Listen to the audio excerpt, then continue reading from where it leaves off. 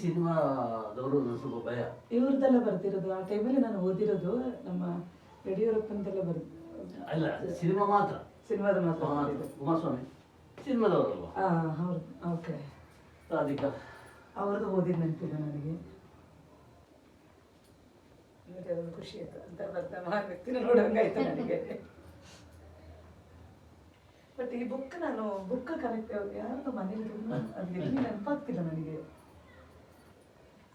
ನೋಡಿದ್ದೀನಿ.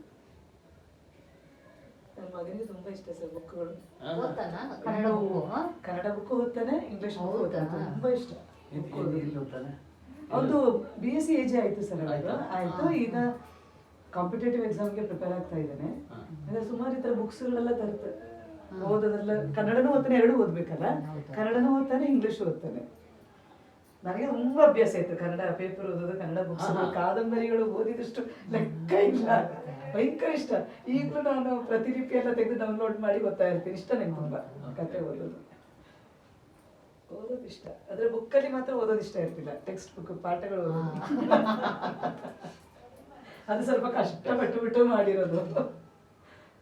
MA ಡಿಸ್ಟ್ರಿ ಮಾಡಿ MA ಮಾಡಿರೋದು. ಅದು ಹೆಂಗೆ ಮಾಡಿರೋದು ಗೊತ್ತಿಲ್ಲ.